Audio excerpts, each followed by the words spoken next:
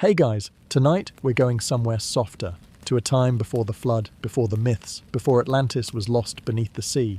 This isn't a story about explorers or ruins. It's about what life was really like, in the temples, the crystal towers, the glowing homes, in the final days before everything sank.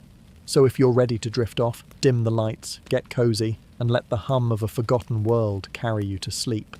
Tonight, you live in Atlantis. You wake up in a room that glows, not from lamps or sunlight, just from the walls themselves. The ceiling above you shifts in soft gradients of blue and rose gold, like dawn trapped inside a gemstone. You haven't moved yet, but the room knows you're awake. A low, harmonic tone pulses gently through the floor beneath you, syncing with your breath. It's warm, almost like someone's whispering, "Welcome," without sound. You lie there for a moment, letting your eyes adjust to a world that doesn't cast shadows. Nothing in Atlantis is sharp. Corners curve, walls shimmer. Even the air feels thick with memory, like it's seen you live this day 1,000 times before. You try to remember your name. It doesn't come. That's normal here. People don't need names as much as they need resonance. And yours? It's still tuning in. Eventually, you sit up.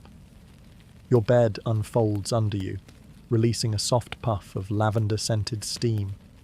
It hums when you move, not mechanically, but musically, like it's singing a low note just for you. You slide your feet onto the floor and feel the texture change. A patch of warm stone rises to meet your soles, a comfort tile. The house read your temperature and adjusted. That's just how things work here. You don't command your home. You coexist with it. There are no doors in your chamber, only shifting curtains of light. You step through one, and the room behind you fades to a low golden glow. No switches, no buttons, no clicks or buzzes. Everything responds to intention, not effort. You think bath, and a shallow basin of iridescent water curls up from the floor like a living flower. Steam rises. It smells faintly of salt, cedarwood, and something metallic you can't name. You glance outside as you wash. The city stretches endlessly. Tiered domes, hovering bridges, crystal pylons catching the morning light. None of it makes sense to the logical part of your brain, but that part doesn't speak here. Not really. Here things are understood by feeling. Your neighbours don't talk with their mouths. They think in shapes and send colours through the air. You'll remember how to do that later. A bell chimes in the distance. Not a warning, just a resonance cue. It's morning in Atlantis. The spire has aligned with the central sun, and you have a long day ahead of you. You don't know it yet, but this is the last full cycle Atlantis will ever see. Somewhere beneath the ocean floor, something ancient is shifting. Something that was never meant to wake. But for now, you towel off with light, stretch your arms, and head toward breakfast, completely unaware that your perfect city is already beginning to sink. The hallway doesn't lead you anywhere, it follows you. As you walk, the walls softly reconfigure, expanding or narrowing depending on your mood. The floor emits a subtle vibration beneath your feet, not unpleasant, like the feeling of a cat purring under your skin. It helps you think, or forget. Either works. Your home isn't made of brick or wood or steel. It's grown from a substance called orichalcum, though no one calls it that anymore. It's part crystal, part memory, part intention. You didn't build it, you dreamt it, and it took shape around you. Every line, curve, and frequency was tuned to your soul's signature. The walls glow not because of light, but because of remembrance. You pass through the atrium, where suspended orbs of light hang lazily in the air like sleepy fireflies. They don't flicker, they pulse, timed to the planet's breath. Each one holds a recorded moment, something you lived, or thought you did. You could reach out, tap one, and relive your first kiss, or the birth of your child, or that time the dolphins taught you how to sing underwater. But you don't. Not today. You're headed toward the nourishment chamber. It's not a kitchen. Not really. There's no cooking, no fire, no knives, just a pedestal of polished stone that rises from the floor as you approach. Your presence activates it. Several transparent orbs materialize, each hovering inches above the surface. They're filled with light, but not ordinary light. nutrient-infused frequency matter. You don't eat them, you absorb them. Through your palms, you place your hands around one of the orbs. It hums, a soft violet tone. Your skin tingles, your stomach quiets. You feel fuller, not stuffed, but content. It's like someone sang you a warm meal instead of cooking it. Outside, the spire glows brighter now. Morning is peaking. The city's vibration is rising with the sun. You can feel it even here, in your walls. That's the thing about an Atlantean house. It isn't just shelter. It's a companion, a translator, a teacher, a mirror. You turn to one of the living walls and press your fingers gently into it. It parts like water, revealing a swirling image. Your face, but slightly off, like a version of you from another dream. You blink, and it vanishes. The house is reminding you, stay present. This moment matters. You step outside, and the threshold seals behind you. Not with a lock, but with trust. The street is silent, as always. No footsteps, no wagons, just the distant hum of levitating trams and the musical sigh of temple bells in the east. You take a deep breath. The air tastes like clarity. Far below the city, the crust of the earth groans imperceptibly. The crystals hear it. The waters stir. But you're still unaware, still wrapped in warmth and glow. Your home has let you go for now, but it's still watching, still breathing. You don't rush in Atlantis. Nothing in the city urges you forward. There are no alarms, no commutes, no sense of being late. Only out of alignment, and that's worse. So your morning begins, as it always does, not with action, but with adjustment. You step into the alignment chamber, a circular space with no furniture, no mirrors, no windows, just a smooth floor, a domed ceiling, and a ring of crystals suspended in mid-air. They hover silently, slowly rotating. Each one is tuned to a different energy, physical, emotional, ancestral, planetary. You stand in the center, close your eyes, and wait. A chime begins, low and sustained. The crystals respond to your internal state, not your words. They detect imbalance, fatigue, restlessness. You can't fake serenity here. One by one, they pulse with colored light, turquoise, indigo, gold, each casting a ripple through your nervous system. You don't move, you don't think, you just stand there, being real. After a few minutes, the floor beneath you sends a gentle warmth up your spine. Not heat, but vibration. You feel your body settle, like a pond going still after a stone's been tossed in. Your thoughts slow. Your breath deepens. You don't become calm. You return to calm. And when the light fades, you know you're ready. Outside the chamber, you walk barefoot across polished stone paths to the garden terrace. Morning sunlight pours in through columns made of sunstone, refracting into prisms that dance across your skin. This is where most people go next. Sun activation. You stand beneath a canopy of flowering vines and raise your hands gently toward the sky. Not to worship, just to sink. The sun here isn't the same sun you know now. It's older, closer. You feel its codes trickling through your skin, reminding your cells of things they forgot. Every morning, the light reorganizes your memory, realigns your body with your purpose. No sunscreen required. Near the edge of the terrace, a basin of living water ripples as you approach. You scoop it into your hands and gently pour it over your head. It doesn't just cleanse, it harmonizes, removes energetic residue from your sleep. You shiver, but not from cold. More like relief, like something that didn't belong is being carried away. A large crystal sculpture in the center of the terrace begins to spin, slowly at first, then faster, releasing harmonic frequencies into the air. It signals the shift into communal rhythm. Somewhere beyond the garden walls, thousands of others are finishing their own ceremonies, all syncing to the same central pulse. You exhale deeply. The ceremony is complete. You're not rushing to a job. You're not checking a clock. You're just ready. But beneath the ground, beneath the terrace, beneath the humming spires, the earth is warming unnaturally. The crystals absorb the tension, but they can't hold it forever. You step onto the main path leading away from the garden terrace, and something strange happens. You pass 3 people, but no one says a word, not out loud anyway. A woman with silver hair nods to you. You feel a soft pulse enter your mind.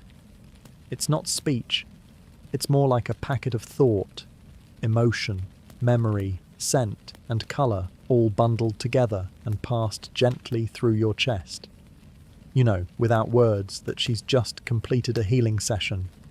It went well. She's tired, but content. You smile back. Not with your mouth, with your frequency. Telepathy isn't rare here. It's expected.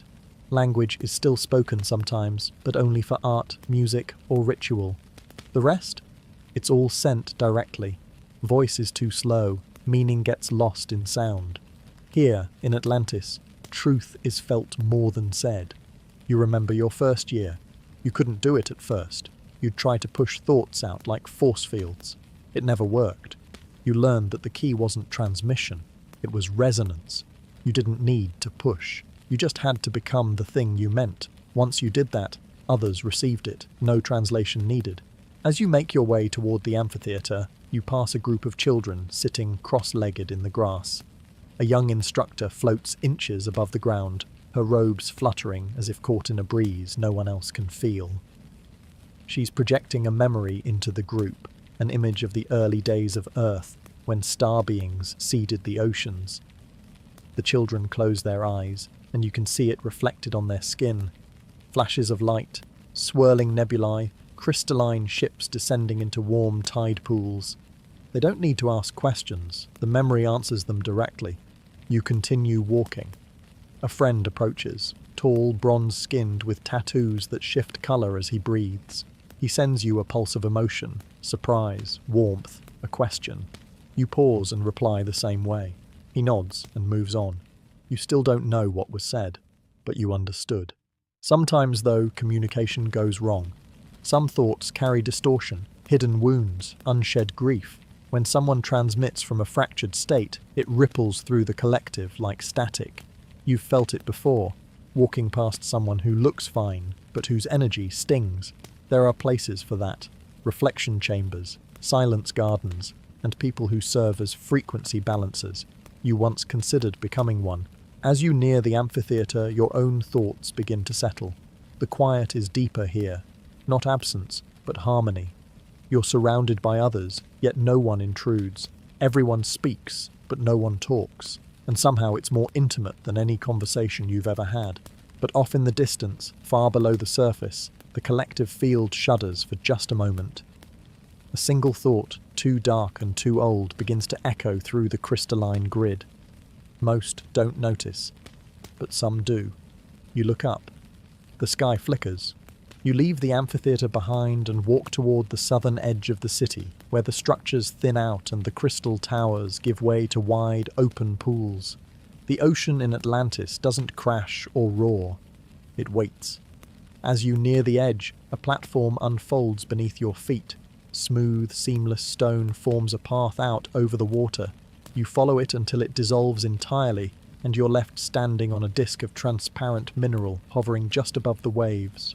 Below, the water swirls in iridescent rings, not random, but patterned. It's as if the sea is dreaming in mandalas.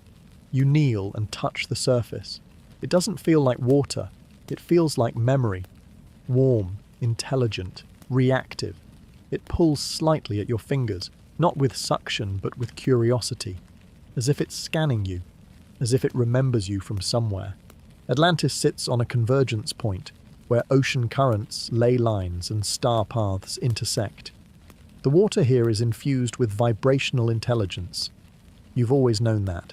Everyone here has. It's not taught, it's absorbed. The sea doesn't just reflect the sky, it reflects you. You ease into the water, letting it wrap around your body like silk. It doesn't splash, it doesn't resist. It makes space for you. You float without effort. Above, the sun refracts through layers of light, fracturing into 1,000 gold threads that dance across your skin. Every ray seems to hum its own note, and together they make something close to music. You submerge your ears, and that's when you hear them. Tones beneath tones. Whispers too layered to be words.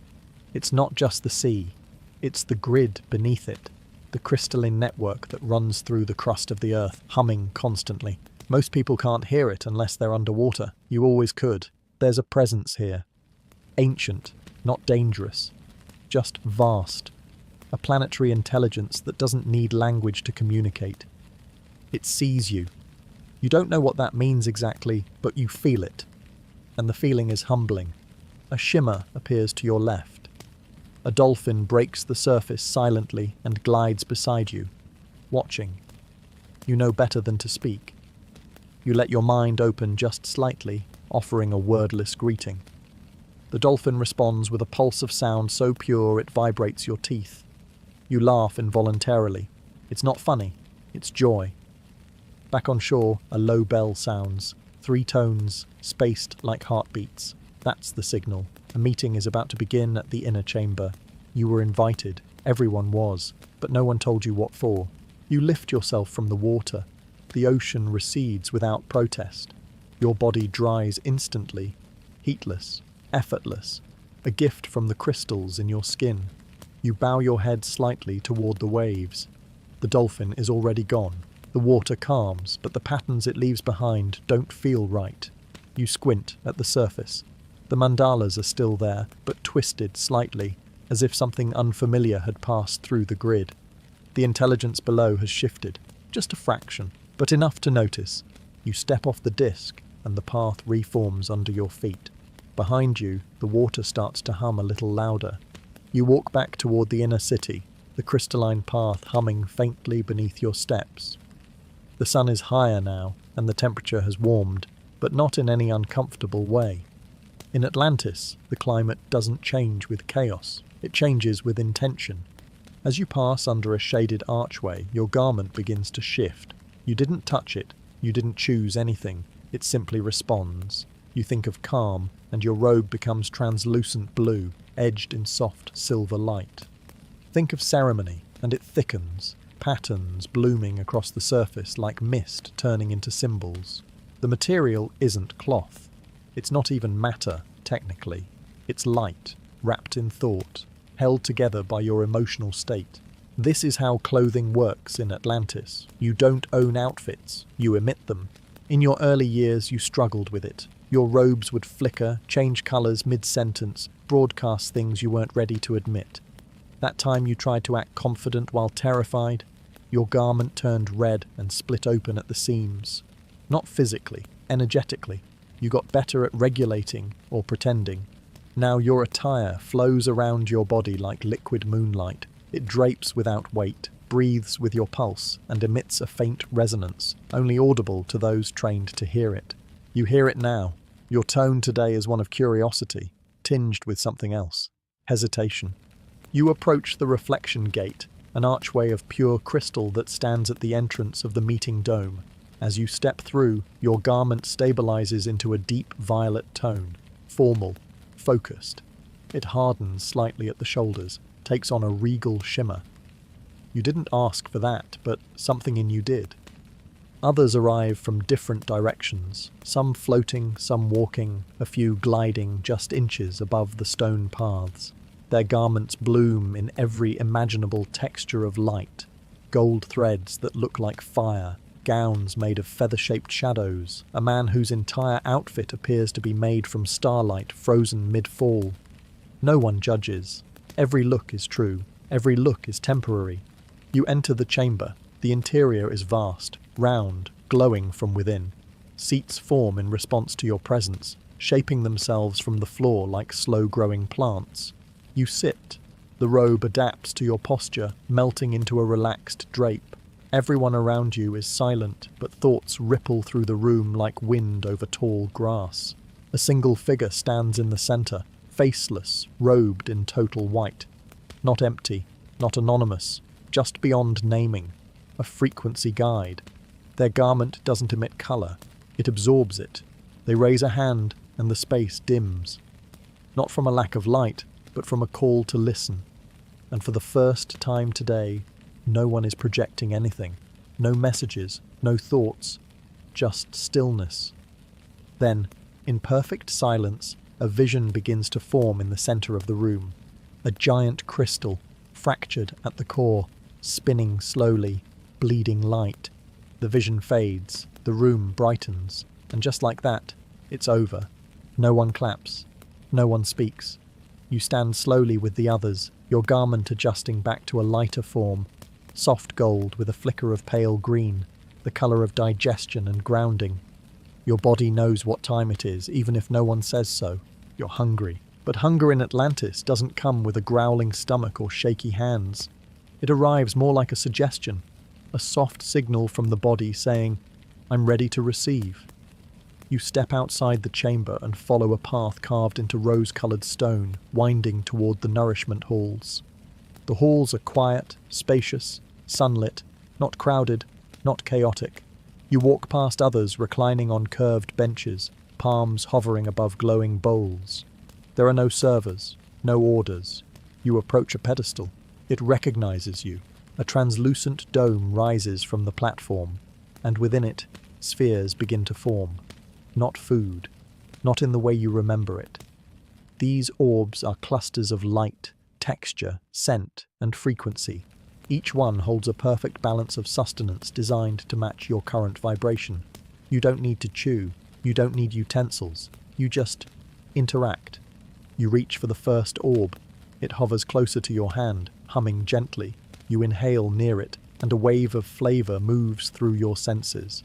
Sweetness, yes, something like peach or honeyed rain, but also warmth, safety, a memory of sitting by a glowing lake as a child. You didn't remember that until now.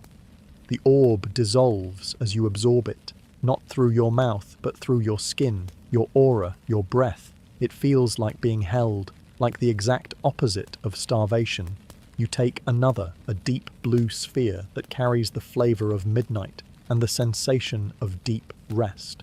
You feel your bones sigh in relief. You don't overeat in Atlantis. You can't. The system calibrates itself. Once your field signals fullness, the orbs vanish, gently, without shame. You step back from the pedestal, grounded and clear. Your body feels lighter, more aligned. Others finish around you, some smiling, some in quiet contemplation. There's no rush, no clattering of dishes, no caffeine, no blood sugar spikes, just tuned nourishment. You remember hearing once that in older worlds, people used to eat food even when they were afraid, or bored, or angry. You try to imagine that, but it doesn't land. Why would someone feed their body when their spirit was aching? It feels backwards. You leave the hall feeling nourished in every way, but as you step outside, the crystal path beneath your feet flickers, just for a second, a tiny dimming, barely noticeable. No one else reacts. But deep beneath the surface of the island, in chambers no one has entered in generations, the power grid hiccups. A pulse of misalignment moves through the crystalline spine of the continent. No alarms sound, but something has shifted. You walk along a quiet terrace that curves around the eastern ridge of the city, sunlight refracting off the crystalline walls in slow-moving colours. It's not hot, not cold. The temperature, like everything else here, listens to you. You're not in a rush. There's no time card to punch, no boss waiting at a desk. In Atlantis, you don't have a job in the way most people understand it. No resumes, no performance reviews, no LinkedIn profiles floating around. Instead, you have something far stranger, resonance rolls. Every citizen's core frequency is measured at birth, not by machine, but by the high harmonicists, those who can hear soul patterns like notes in a scale. Based on this, you're guided, not assigned, to your natural area of contribution. It's not about what you want to do, it's about what you are. Some people are vibrational engineers. They sing crystal arrays into alignment, humming electricity into cities. Others are dream navigators, helping children explore their multidimensional experiences while asleep. Some are plant whisperers. Others are portal stabilizers. You once met a woman whose job was simply to weep at ceremonial births. Her sadness purified the joy. You've worked in different frequencies across different cycles. Today, you're returning to one of your quieter callings, emotional gardener. No, not with plants, with people. You arrive at a courtyard enclosed by tall, translucent trees. The space is open, peaceful, ringed by pools that reflect back, not your face, but your inner state. Visitors come here when their resonance drifts out of alignment, not to be fixed, to be witnessed. You don't counsel, you don't advise, you sit, you hold presence. Sometimes you mirror, sometimes you hum. Today, a young man enters the garden with colours trailing behind him, fractured, flickering, storm-coloured hues. You say nothing, just offer him a place to sit beside the reflection pool. He doesn't speak aloud, he doesn't need to. You feel the overload in his system, a too fast rise in energy, possibly due to premature frequency expansion. That happens sometimes, especially to those who try to jump levels before they're ready. He pulses distress. You pulse back stillness, not as a technique, just as who you are. Eventually his breathing slows. His colours soften. The ripples in the pool still themselves. He stands, offers a silent nod, and leaves lighter than he came. You feel no pride, no ownership. That's just the exchange. Elsewhere in the city, others fulfill their own resonance roles, some through movement, some through silence. There's no hierarchy. A stone stacker on the outer cliffs is no less revered than a temple keeper in the inner sanctum. The only failure here is resistance, trying to be something you are not. As you leave the garden, you pass a building that wasn't there yesterday. A new structure, half-formed, shimmering into existence. That means someone's resonance has changed. But behind it, just barely visible along the city's far edge, a crystal pylon flickers. The hum is slightly out of tune. You feel it in your spine. You glance back at the sky. Still blue. Still calm. But you sense a meeting of forces coming, and not everyone will be in harmony when it arrives. You step away from the emotional garden and descend a wide, curved ramp that spirals around a levitation chamber. You're not tired, but you feel heavy. The energy in the city is dense today, not in a physical way. Your body still feels light, but something deeper, like gravity is emotional here and everyone's carrying a little more than they realize. Then you remember, you don't have to walk. You close your eyes and exhale slowly. Let your feet relax. Soften your knees. You shift your awareness not to your legs, but to the air just beneath your heels. A subtle field, always there, always available. And when you surrender your weight to it, your body rises, only a few inches, maybe a hand's width. But it's enough. You hover. Moving like this in Atlantis isn't flashy. It's not flying.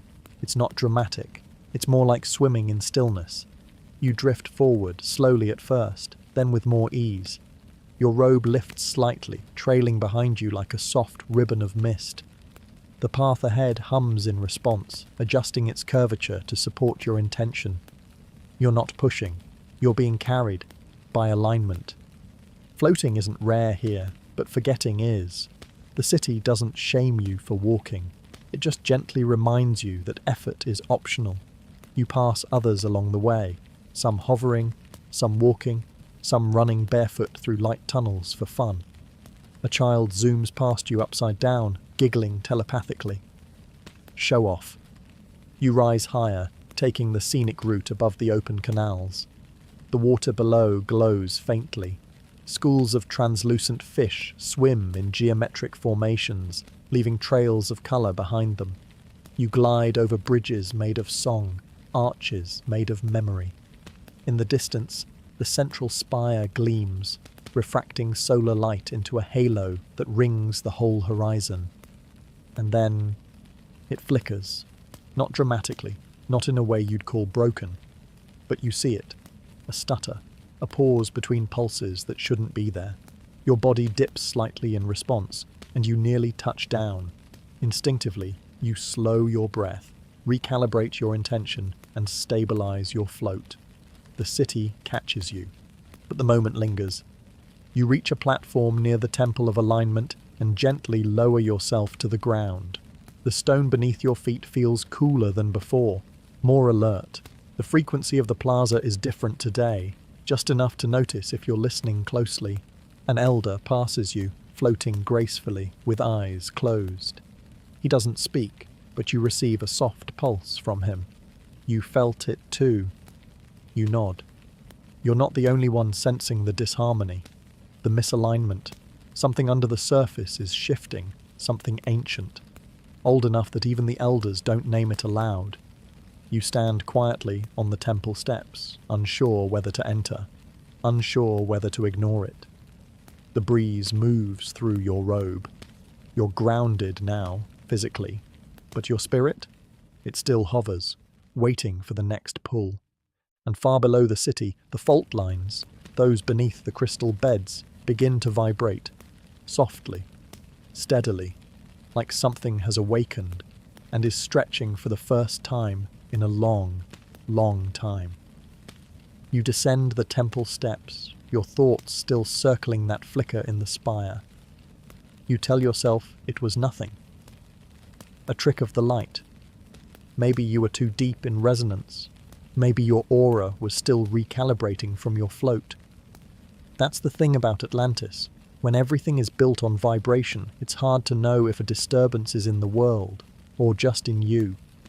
You take the northern path toward the crystal field. It's not a place most people visit daily. You're not forbidden, but proximity requires responsibility. The crystals that power Atlantis aren't just energy sources. They're alive, not with thoughts or personalities, but with ancient, stable awareness. They don't think, they remember. You pass through a stone arch carved with light codes, glyphs that seem to shimmer when you glance at them directly. The path narrows and descends into a wide open chamber beneath the ground, and there they are. Dozens of them, maybe hundreds, massive pylons of quartz, orichalcum, and stones without names, rising from the floor like frozen lightning. Some are smooth and clear, others are veined with colour, like molten gold trapped mid-pulse. Each one hums at its own pitch. Together, they form the grid. Every structure in Atlantis is connected to this network. Every home, every garden, every healing chamber. The crystals don't simply power the city, they shape its memory. They respond to intention. They transmute thought into structure, feeling into light. Your bed, your food, your robe, none of it exists without the crystals. They are the silent architects of everything. You walk slowly among them, careful not to project. Any stray emotion can cause resonance. You once heard of someone who entered the chamber in grief, and one of the pylons turned black for a full hour. It had to be re-sung by 6 harmonicists. As you near the central column, the largest and oldest of them all, your skin tingles. Not unpleasant, just alert. The air is dense here, charged. Like standing next to a thunderstorm that hasn't happened yet. You place a single hand on the stone. It hums under your palm. A low, thunderous vibration. You close your eyes, and for a moment, just a moment, you see something. Not with your eyes, not a vision. More like an impression of shape and time. A spiral collapsing inward. Water rising where it shouldn't. Light breaking apart instead of bending. A song out of tune. A tone that doesn't belong. And at the centre of it all, silence. You pull your hand away. The crystal continues to hum, steady as ever. But now it sounds slightly off. You wouldn't have noticed if you hadn't touched it. Most people won't. But something in the core is not holding. You turn to leave, but as you walk away, one of the smaller pylons emits a sharp pulse. Not painful, but sudden. You stop. You wait. The light fades. No one else reacts. Above you, the city carries on. But below, beneath the perfect surfaces and floating streets, Atlantis is holding its breath. And the crystals are beginning to whisper. You emerge from the crystal chamber slowly, your body still humming with the memory of that pulse. You tell yourself not to overthink it. You tell yourself the crystals would alert someone if something were truly wrong, but they don't alert, not in the way people expect. They whisper. They wait. The path ahead leads you toward the outer gardens, where the city blends into the coastline. You feel the energy change as you walk, less structured, more wild. The air carries a sweeter scent here, something earthy, something living. You're not alone. A soft rustling in the trees above catches your attention. 3 winged creatures drift overhead, bodies long and iridescent, their feathers catching sunlight like rainbow oil. Not birds exactly. Avian intelligences. Their name is untranslatable. They don't sing, they harmonize. One of them dips lower, wings folding in slow arcs as it glides beside you. It's working, not flying for pleasure. It's tracing a harmonic ley line beneath the city. You step aside as it passes, and in its wake, the flowers along the path bloom slightly. Not because of scent or touch, but from alignment. In Atlantis, animals are not pets. They're not tools. They're co-creators. The dolphins run the lower current loops. Their sonar is more precise than any human tone. They know when an underwater passage is drifting out of tune. The whales tune the deep grid lines, ancient vibratory rivers that flow beneath the ocean floor. Without them, the energy that feeds the crystal pylons would collapse. Even the insects have roles. Bees gather resonance data from flora. Certain beetles detect energetic rot before it spreads. And then there are the cats. You pass one now, sitting perfectly still on a floating disc of stone, eyes closed, watching you. Not with judgment, with assessment. The felines of Atlantis serve as emotional regulators. If your field is chaotic, they'll follow you. If you lie, they'll vanish. If you're carrying grief, they'll sleep on your chest without asking. You once heard a story about a man who tried to build his home out of alignment. He ignored the harmonic codes, forced his will onto the structure. It collapsed within a day. The next morning, a circle of cats sat silently outside his chamber. He never did it again. In the distance, you see a procession of creatures gathering at the water's edge. Dolphins, cranes, deer-like beings with translucent antlers. A convergence. That's rare. You move closer but stay out of view. The animals are not just gathering, they're pulsing. A slow, unified hum. Deep, resonant, layered. It ripples across the shore like a fog. They're communicating, not to you, to the grid, to each other. Something is being prepared, or warned. And then, without any signal, they stop. The birds rise. The dolphins slip beneath the surface. The cats vanish into the trees. All at once. You wait, nothing happens, but something has changed. Not in the animals, in the land. You place your palm on the nearest tree. It vibrates, not with life, but with hesitation. And for the first time, you wonder, what are they preparing for? You return from the shore slowly, the silence of the animal convergence still ringing faintly in your thoughts.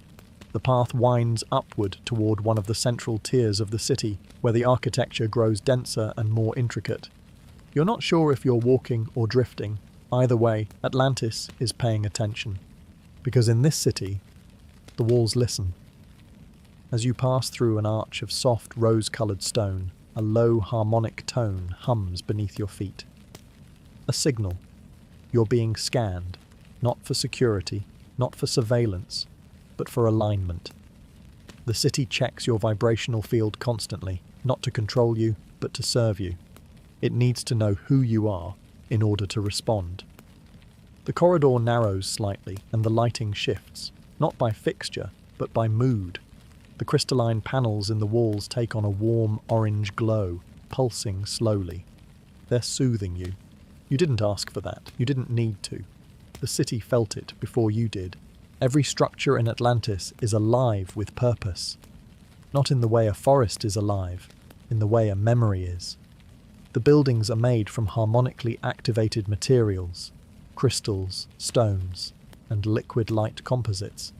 Each one stores emotional frequency and feedback from its inhabitants. Over time, every wall, every floor, every door learns who lives there. If you're anxious, your hallway will soften. If you're grieving, your room will hold light longer through the night. If you're unwell, the air will shift slightly to support the imbalance. If you're lying to yourself, the city will dim, not to punish you, just to remind you. You pause at a junction and the walls gently unfold, revealing a soft alcove with a curved bench and a small projection dome overhead. You didn't request this, but the city knows you're unsettled. The dome activates, displaying a moving fractal of light and sound tuned to your current rhythm. You sit, you breathe, the colours begin to shift. Your mind slows. You don't need therapy in Atlantis. You need presence. and the city gives it freely. In the distance, a vibration shifts. You hear it first in the soles of your feet, a hiccup in the cadence of the grid, not enough to startle, but enough to break the pattern. You glance upward, and for a split second the fractal twists out of symmetry, the dome powers down, the walls pulse again. This time, not to calm, but to alert. Something has moved through the network. A misalignment. The city is adjusting.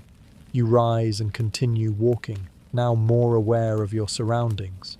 A passage ahead reconfigures itself before you arrive. It takes a curve it's never taken before.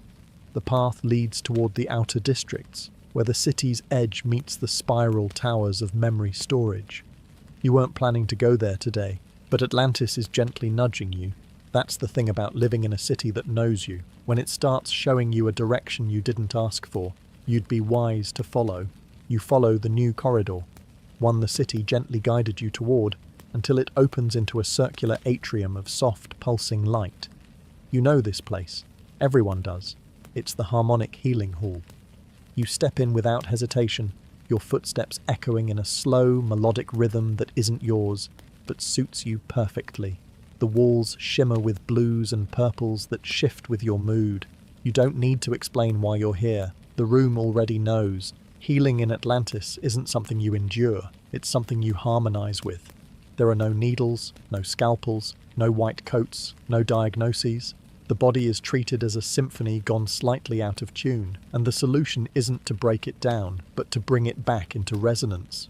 You recline on a smooth surface that feels neither hard nor soft, just present. Beneath you, the table hums with your breath, syncing with your heartbeat. Overhead, 3 crystalline spires begin to revolve slowly, casting faint rings of colour across your skin. You feel nothing at first, just warmth. Then music. Not from speakers, not from instruments, from the space itself. The air around you begins to sing. It's not a melody you recognise, but it feels familiar, like a lullaby from a forgotten dream. The tones are layered, complex, slow, each one designed to stimulate, calm, or awaken a specific part of your body, mind, or memory. You feel your joints soften, your jaw unclench. The knot behind your heart, that tension you didn't even know was there, begins to melt. You once heard that in earlier civilizations, healing was painful, forceful. People were cut open, burned, sedated. Here, everything is done with sound, light, and memory. Not because it's easier, but because it respects the intelligence of the body. The ceiling above you projects a slow-moving spiral of gold. It narrows as the tones deepen, pulling you into stillness. The crystals shift frequency, gently now, moving into what the practitioners call a soul chord, a combination of tones designed not to fix anything, but to remind you of who you are underneath the distortion. You feel your entire system exhale. The ache in your lower back dissolves. The static behind your thoughts fades. A memory surfaces, a soft one, of standing in the ocean as a child, the water singing your name. You didn't know you'd forgotten that. After several minutes, the tones slow and soften until they vanish completely. The table beneath you rises slightly, encouraging you to stand. You do. You feel taller, not physically, resonantly. The room offers no advice, no pills, no lecture, just a final, gentle chime. You step out of the hall and notice your surroundings look clearer, sharper, even the sky feels bluer. But underneath the healing, underneath the harmony, there's a whisper, a disharmonic tone you can't quite place. It's small, distant, but it wasn't there yesterday. The city is still singing, but now, there's a note out of place. You leave the healing hall lighter than before, your inner tone calmer, your breath slower. But even as your body hums with renewal, your mind drifts back to that strange flicker. The one in the spire, the one in the city, the one in you. It keeps echoing, softly, insistently, a question without form. So you follow the only instinct that still feels true. You head toward the library, not a building of books, not a place of silence.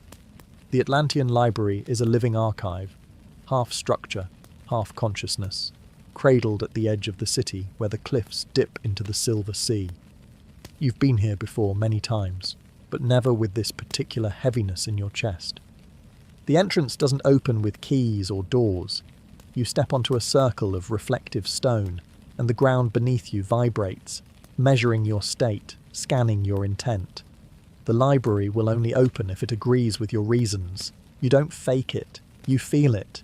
And when you do, the air before you folds in on itself like soft glass, revealing a spiraling corridor of softly glowing mist. You step through. The interior stretches far beyond what should be possible. Rows upon rows of floating memory discs, humming tablets, suspended light forms slowly rotating in the air. Each one is a complete memory, not just of Atlantis, but of everything. Other places, other stars, other timelines. This isn't a collection of data, it's a network of direct experience. You walk past a disc labelled in shifting symbols, none of which you can translate, yet somehow you know what they mean. It holds the memory of a civilization built in the clouds of Saturn. Another one nearby carries the sound of an extinct language once spoken beneath a turquoise sea in a different dimension. You pause at a crystalline prism rotating slowly on a beam of tone. You recognize it. This is the history of Atlantis itself, encoded not as text, but as harmonic memory. To access it, you place a hand on the prism. It doesn't activate, it invites. A slow warmth climbs your arm, and your field begins to sync with the record. Then it begins. You don't see images, you become them. You feel the early days of Atlantis, the arrival of the first star beings, the raising of the great towers, the seeding of the crystal network, the laughter, the joy, the clear skies. You feel what it was like when the land breathed with ease, when the ocean and the people were one continuous conversation. But then, the tone shifts. You sense disagreement, separation, not war. Atlantis never did war, but a split in purpose. Some wanted preservation, others demanded expansion.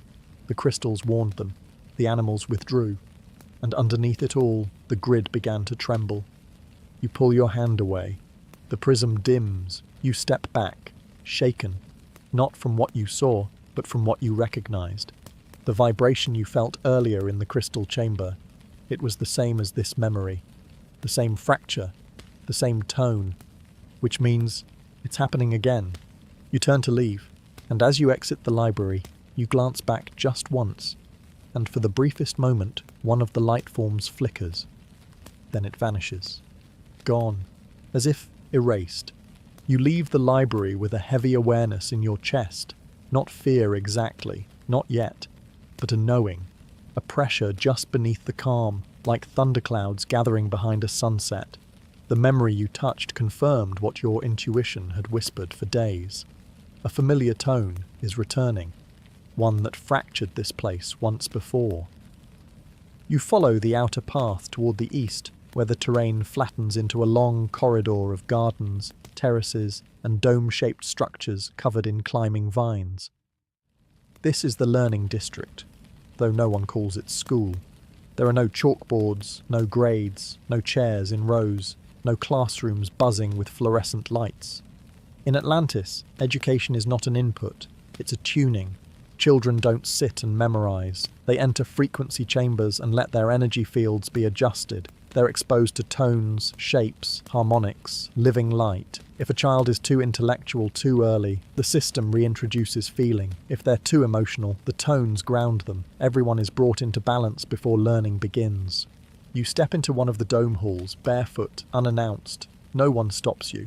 That's normal here. Learning is never off limits.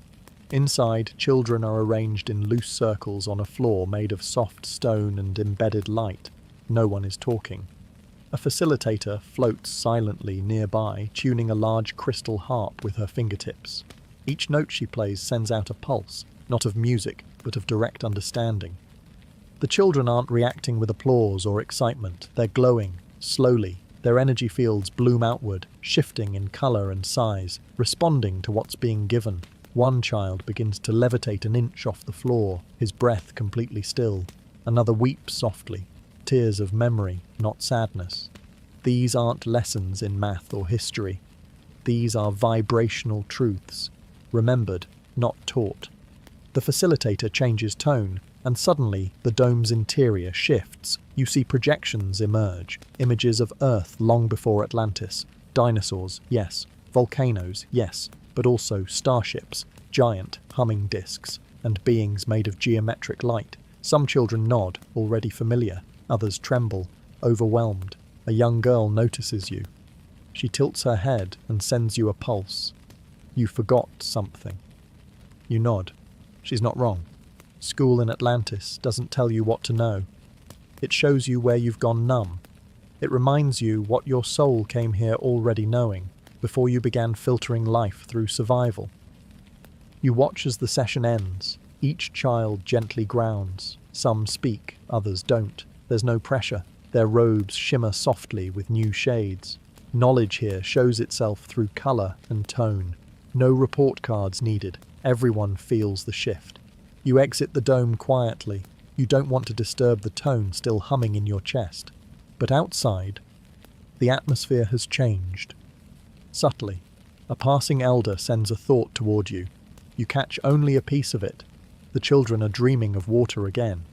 You stop walking, because the last time they dreamed of water, Atlantis fell. You sit quietly on the garden steps outside the learning dome, watching the sky turn a richer gold. There's no clock, but you know it's late afternoon. In Atlantis, the light changes according to emotion more than time. Today, the gold is deep, almost heavy, like the air itself is remembering something. The children's dreams still echo in your mind. Water, collapse, return. You've heard stories like this before, but they always came from the elders, from those who still carry the memory of the last near ending. This time, it came from the children, which means the dream isn't fading, it's arriving. You close your eyes and call inward, not with your voice, with your field. You don't know when you first met your guide. Maybe it was in a lucid dream. Maybe it was in a healing session when you were young and fevered. But they've always been with you. In Atlantis, everyone has one. Not as a fantasy, not as a comfort, as a fact. They're not human. Not really. Their presence, ancient, wise, and uniquely attuned to your soul's frequency. You don't summon them, you align with them. And as your breath slows, you feel it. A ripple, a thinning. Then, warmth. It begins like a soft pressure on your shoulders. No weight, just gravity made kind. You see nothing, but your inner field begins to shimmer. Colours pulse, memories surface. You smell sage, even though no one is burning it. And then a voice, not spoken, but woven into your awareness. You're listening again. It's not praise. It's acknowledgement. You don't ask your guide questions. You present your resonance. They respond to that. You send out your concern, wordless but dense. A tone of unease, a question wrapped in instinct. What is happening? Why now? The guide shifts. You feel their presence deepen like standing near an ocean trench. Calm, but bottomless. A series of impressions ripple through you, a fracture in the grid, a return of old choices, a collective forgetfulness, and then a single haunting phrase, "It's not the first time Atlantis fell." You want to ask more, but the presence fades, not gone, just complete. You sit there in silence, letting the wind move through your robe. You understand now why everyone has a guide, not to avoid pain, but to stay aligned through it. In the distance, a tone chimes from the spire, but it's wrong, slightly. Your guide pulses once more before retreating fully. Prepare the inner temple. The seals are thinning. You don't know what that means, but you will, soon. You rise slowly from the garden steps, the echo of your guide's message still vibrating behind your sternum. Prepare the inner temple. The seals are thinning. You don't know what that means, at least not fully. But your body does. So you walk. The route is quiet, hidden beneath the outer layer of the city.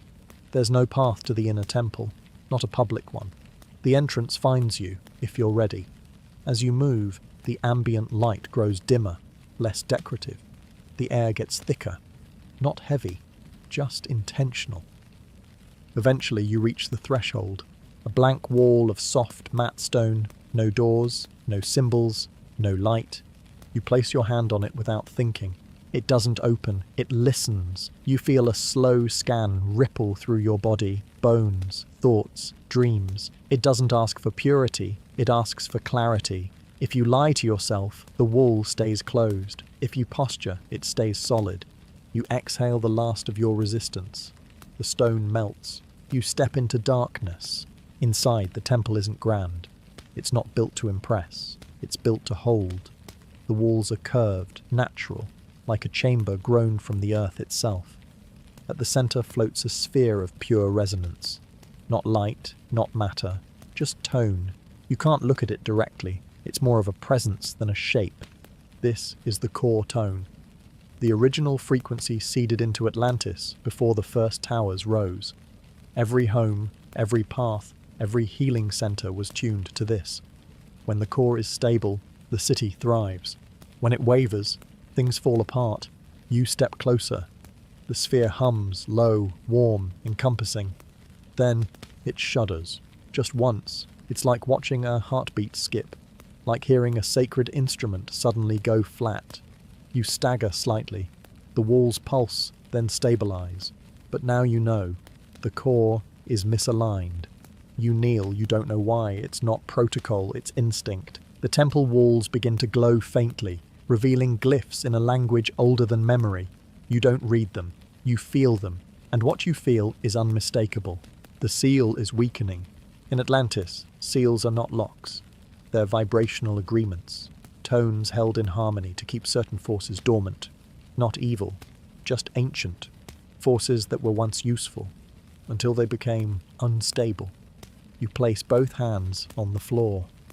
The room answers with a slow emergence of symbols, one by one, all pulsing the same message. Prepare the grid. Realignment is no longer optional. You open your eyes, and something has changed in the tone of the city above you. Faint chaos, a rising dissonance in the field.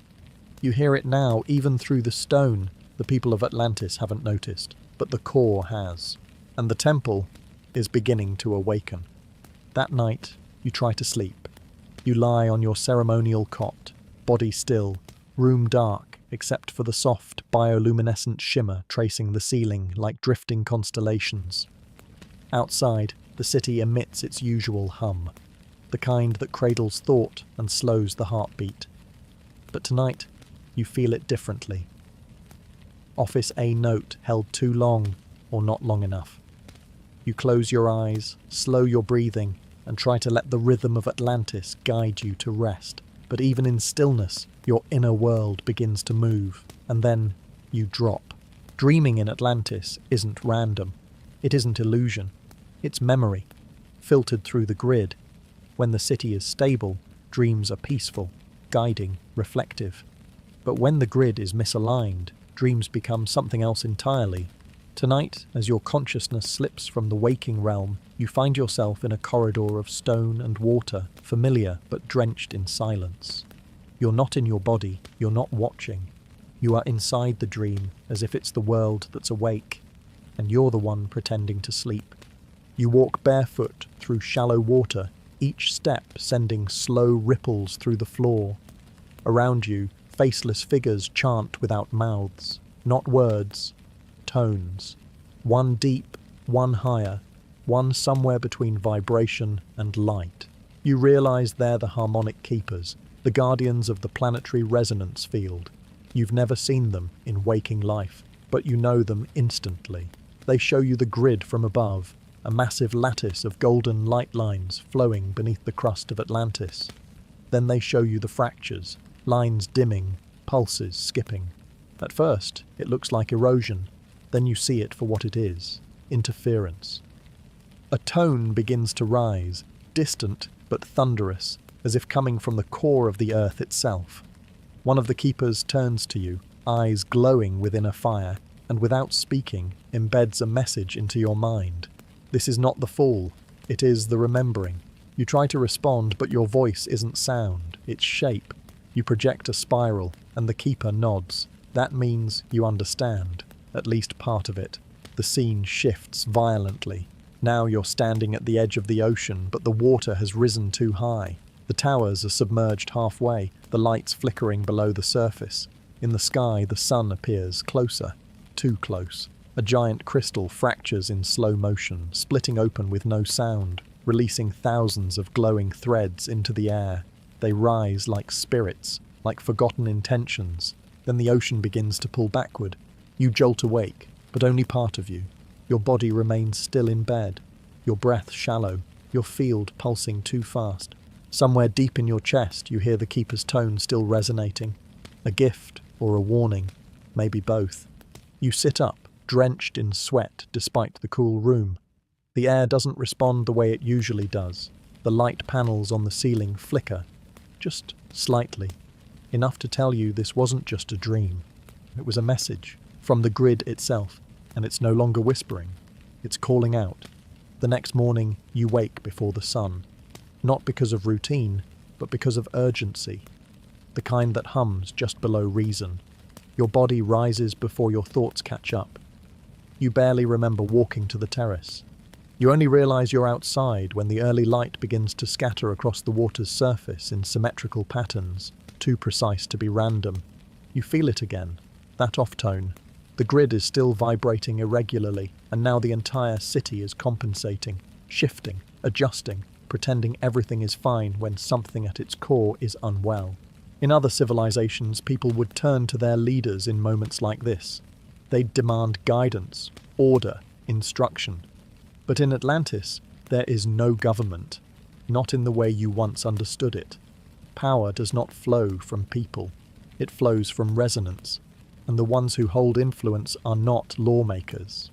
They're tone keepers, those who understand the frequencies that hold reality together. In place of legislation, there is music. In place of control, there is alignment. And when things begin to fall apart, it is the tone keepers who gather. You make your way to the Grand Resonance Hall, located just beyond the East Ridge, where the cliffs echo every sound made within the chamber. The air thickens as you approach, not with heat, but with memory. The hall doesn't open often, only when something serious has shifted in the planetary frequency. Today, its gates are already ajar. That alone sends a shiver through you. A tone keeper doesn't open the hall. The city does, which means the city is asking for help. Inside, you take your place along one of the many concentric rings that spiral outward from the center platform. Others arrive, some walking, some floating, some carried by light itself. No one speaks.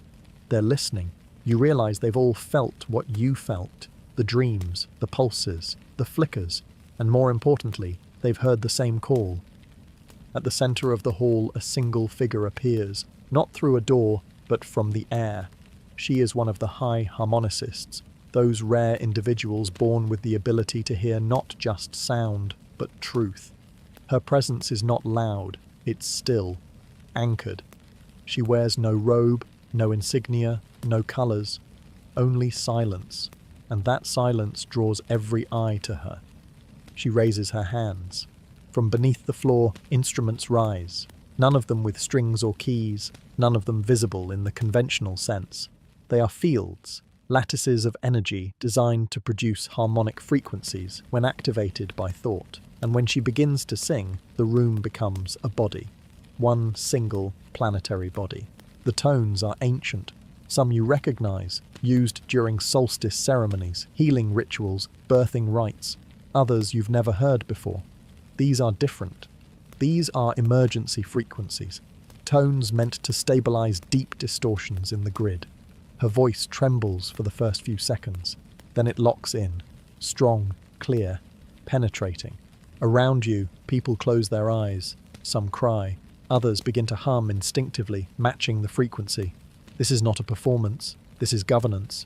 Atlantis is being retuned in real time, and for a moment, it works. The city hums back in harmony, the flickers stop, the air softens, the grid stabilizes, but only for a moment. A single sharp note pierces the song, off-key, disharmonic, not from her, from beneath. Everyone freezes. The harmonicist's voice falters.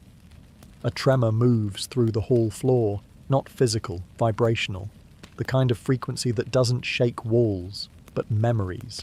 A crack in the foundation of what you are. She stops singing. No one knows what to do, because the grid just responded to something older than Atlantis, and it's not in tune. The hall remains still long after the last tone fades. No one speaks, not even telepathically. It's as if everyone's trying not to admit what they just felt. That sharp, discordant note didn't come from a mistake. It wasn't feedback. It wasn't an error. It was something else. Something not native to Atlantis. You step out of the chamber slowly, the usual crystal paths feeling dull under your feet. The sun above looks slightly pale. Not dimmer exactly, just less alive. It could be your perception, or the entire city's resonance adjusting to a new truth. Whatever is coming isn't coming from within. You know where you need to go, the Elder's Dome. Not because anyone summoned you, Atlantis doesn't do orders, but because when the grid wobbles and the frequencies unravel, the oldest among you remember. The Elders live outside the central city in a temple surrounded by still pools and soft-growing moss. They rarely speak unless the tones request it. Most people don't visit unless called. Today, the air around the temple is thick with unspoken questions. You arrive to find the outer gates already open. That alone makes your stomach tighten. Inside, the floor is warm beneath your feet, and the sound of dripping water echoes unnaturally loud. There are no guards, no attendants, just 5 of them, seated in silence, backs perfectly straight, eyes open but unfocused. They're not asleep. They're listening. You stand near the edge of the circle, unsure whether to interrupt. Then one of them turns slightly toward you, an old woman whose skin glows faintly around the edges, like someone who's spent most of her years outside time.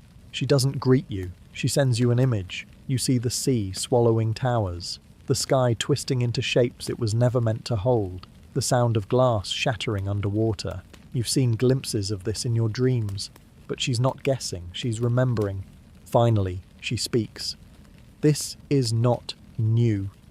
Her voice is raspy, melodic, the sound of someone whose words have weight because she rarely uses them. Another elder joins in, not aloud but in your mind. It tried to wake once before, long before your time. You want to ask what it is, but the word doesn't exist, not in this language, not in any you know. They continue together, slowly, weaving fragments of memory into coherent shape. There was a time when the grid hummed with disharmony so deep it began to attract things, thoughts that didn't originate from Earth, frequencies that rode in on ambition, pride, and unchecked will. The people back then tried to control the crystals, shape them with desire instead of alignment. The tones began to fracture. The animals stopped singing. The land itself rebelled. The elders say the core cracked, not physically, but energetically. They sealed it, barely, by sacrificing a piece of Atlantis's original code. That code was buried in the deepest frequency vaults, locked by harmonic patterns no one living could remember, until now. You ask, can it be stopped? The response is silence. Then, no, but it can be softened. How? Another image enters your mind. Not a weapon, not a fortress. A child, standing alone on the edge of the ocean, humming softly. A tone so pure it bends the sky. A tone not taught, but born. You exhale, hard, because in that moment you realize something they haven't said aloud.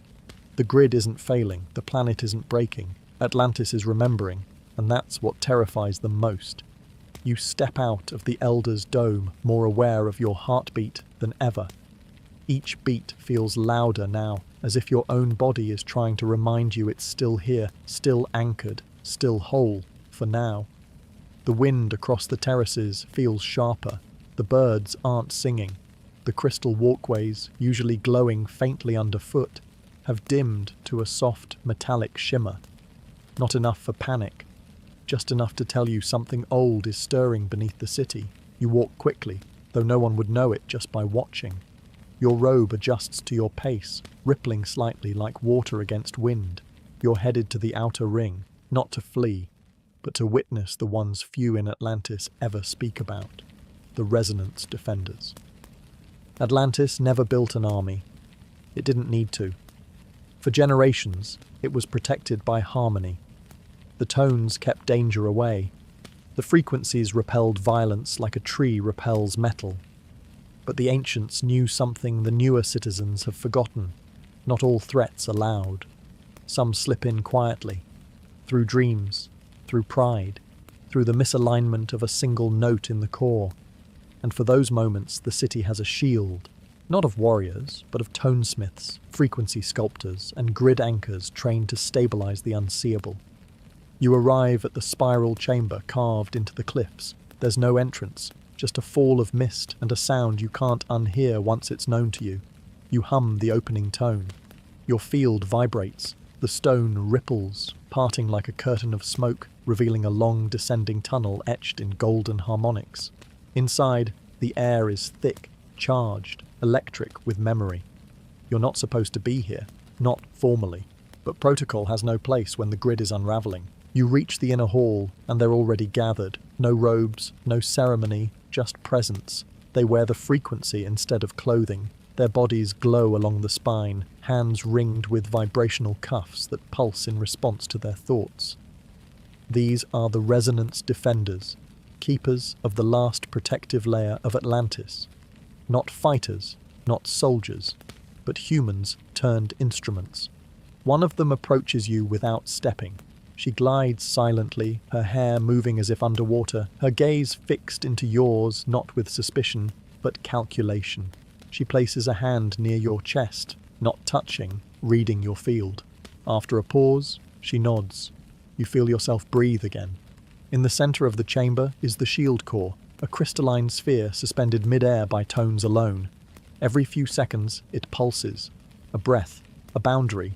But today, it skips. You notice it immediately, a lag between pulses, a tremor in the timing. They feel it too. One of the defenders steps forward, extending his hands toward the sphere. His fingers vibrate, not with sound, but with intention. He begins to play the field like an invisible harp. The others join in, aligning their bodies into a pattern around the core.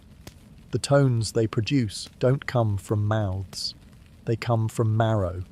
And together, they form the outer shield of Atlantis. Not visible, not structural, but vibrational. A frequency net to hold back whatever's trying to rise. But the moment the final note locks in, the chamber stutters. The pulse is reflected, not blocked, not cleansed, just mirrored back, altered. A note returns that doesn't belong to this world. It moves through the chamber like cold wind through ancient bones. You feel it in your teeth. The defenders don't speak, but their stance changes. They know now what you know. This isn't just misalignment. Something has found Atlantis, and it remembers the frequency. You leave the spiral chamber with your mind spinning and your heart too steady. So steady it feels unnatural, like your body is trying not to alarm you. The city is quiet, too quiet. As you make your way back through the crystal pathways, the once familiar hum of alignment has gone flat, as if the entire grid is holding its breath. But worse than the silence is what you sense beneath it. Disagreement, the beginning tones of division. And in a place like Atlantis, where intention shapes matter, disagreement isn't just uncomfortable, it's dangerous. You notice it first in the way the paths form under your feet. Usually they respond fluidly to your direction. Today they hesitate, redirect, delay. You round a corner and encounter two figures standing too still, pretending not to see you. Their robes, too rigid. Their faces, too smooth. You pass without speaking, but your auric field brushes theirs. The sensation is unmistakable. They've disconnected from the city's central tone. Not entirely, but enough. Enough to warp their alignment. Enough to bend light wrong. Atlantis has no police, no prisons, no punishments. It never needed them. The grid itself guided behavior. When one drifted, the tones gently realigned them. But lately, you've heard whispers, small groups gathering in unmonitored chambers, symbols reappearing, ones that haven't been used since the first split, tones being manipulated for personal gain, not overtly, not violently, but subtly.